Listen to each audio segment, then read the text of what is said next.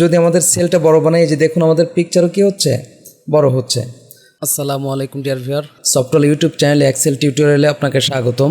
এই ভিডিওতে আমরা দেখব যে কিভাবে পিকচারকে আমরা সেলের সাথে অটোমেটিকলি রিসাইজ করতে পারি, অর্থাৎ সেল বড় বা ছোট বানালে যেন আমাদের পিকচারও ছোট বড় হয়। তো চলুন শুরু করা যাক। শুরুতেই আমরা একটি পিকচারকে ইনসার্ট করে নেই। আমি ইনসার্ট ট্যাবে ক্লিক করে পিকচার্সে ক্লিক করে দিস ডিভাইস এখানে ক্লিক করলাম। জাস্ট আমি একটা পিকচারে ডাবল ক্লিক করে নিয়ে আসলাম।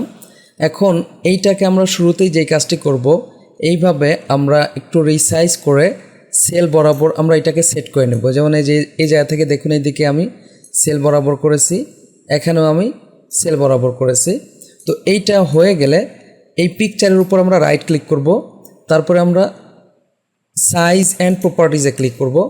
এরপরে খেয়াল করুন এখানে অনেকগুলো অপশন থাকতে পারে, এই অপশনে আমরা ক্লিক করব। তো অপশনগুলো আমাদের হাতে এইভাবে থাকতে পারে।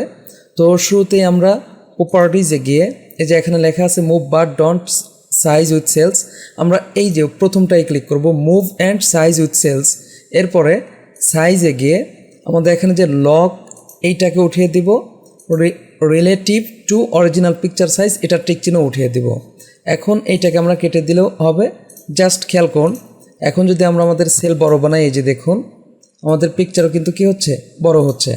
একইভাবে আমরা আরও একটি পিকচার নিয়ে আসি। ধরে নিন যে এই জায়গায় আমি পিকচার নিয়ে আসলাম, বা আমি নিচেই নিয়ে আসতে পারি। ওকে, এটাকে আমি ছোট বানিয়ে নিলাম, এটাকে আমি ছোট বানালাম। জাস্ট এখানে গিয়ে পিকচার্স দিস ডিভাইস, এই যে আমি এইটাতেই ডাবল ক্লিক করলাম পিকচারে।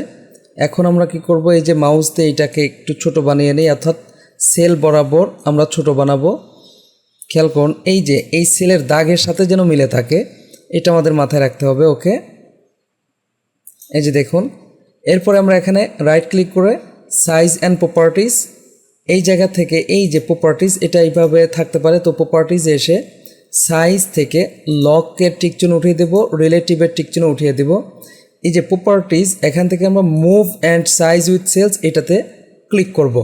এরপর এটা আমরা কেটে দিব। এখন আমরা যদি আমাদের সেলটা বড় বানাই, এই যে দেখুন আমাদের পিকচারও কি হচ্ছে, বড় হচ্ছে। তো আশা করি বুঝতে পারছেন যে কিভাবে এই পিকচারকে আমরা অটোমেটিকলি সেল অনুযায়ী ছোট বড় করতে পারি।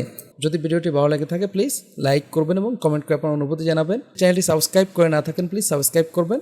পরবর্তী ভিডিওতে দেখা হচ্ছে। আল্লাহ হাফেজ।